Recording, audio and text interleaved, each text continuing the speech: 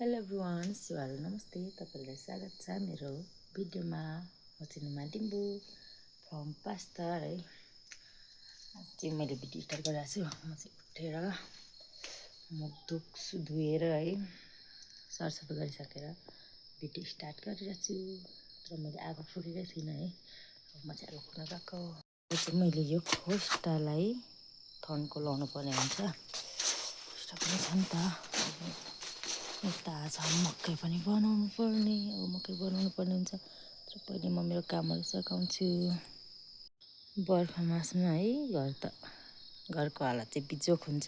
गाउँतिर सिकसिका लाग्दो हुन्छ गाउँतिर है बर्खा मासमा।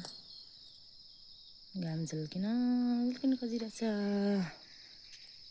फुलहरू चाहिँ बहिनीले बाहिर झारेको रहेछ माथिदेखि।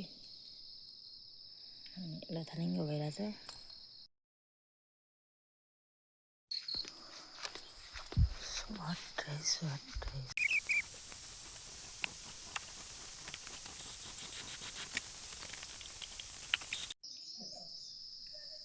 अब चाहिँ यो खोस्टा जतन गर्नुपर्ने हुन्छ सबभन्दा पहिले।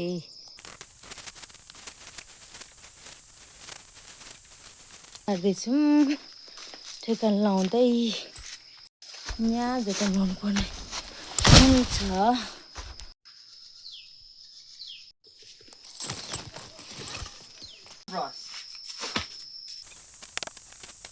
छुत्ता यो चाहिँ के भन्छ छुत्ता भन्छ नि यसले छुत्ता।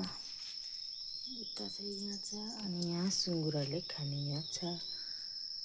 तलको दृश्य हेर्दै म चाहिँ मकै बनाउँदैछु। यति नै छ है। तर कहिले सक्नु